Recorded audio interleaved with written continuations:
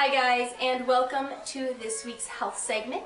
Today we are going to be making some no sugar added coconut macaroons. I don't know about you guys, but I love coconut macaroons. The only problem is they always have so much sugar added to them that I feel guilty eating them, and I decided to come up with a good healthy alternative. These are also really great for someone who is on a low-carb diet or even just a high-fat diet, because it does contain a good amount of fat per serving.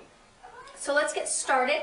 You're going to need a mixer and a bowl, and you will need 1/3 of a cup of shredded coconut, 1/3 of a cup of coconut flour. You will need 1 banana, 1 large egg, a 1/2 cup of chocolate chips, and you're going to need a 1/2 cup of coconut oil that has been mostly melted. You just want it to be really liquidy. A really easy way to do that is to put it in a bowl and then put that bowl into a bath of hot water. Then just give it a little bit of a stir and you'll end up with some very, very liquidy coconut oil. If your house is warm enough, you may already have liquidy coconut oil. So let's go ahead and get started. First, we're going to add the coconut oil and the banana to the bowl. And then we're just going to mix that up real quick.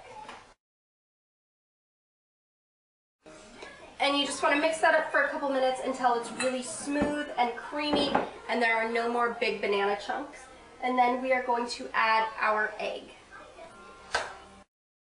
And then give that a really good mix until it's all very well incorporated.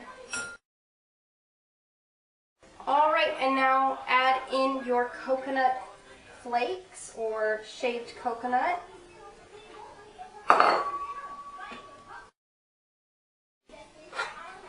Alright, and now we are going to take a greased cake pan.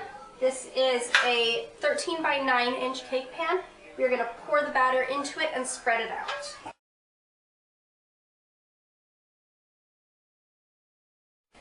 Alright, so once you have it all spread out very evenly, you'll see it is quite a thin layer. I really like the brown crispy edges, so I like to keep it a little bit thinner so I get more of that throughout the pan.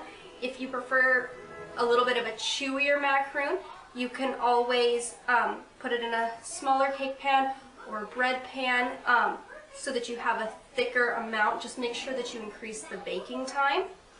So once you have it spread out in the size pan that you like, we're going to take our chocolate chips, and I have a 1/2 cup here, and we're just going to sprinkle it out over the top. And try to get a good even layer, and then you're just going to go through and press them in. Alright, so this is what you're going to have. We are going to put it into our oven that is preheated to 375 degrees. And we're going to start with 10 minutes and add time as needed.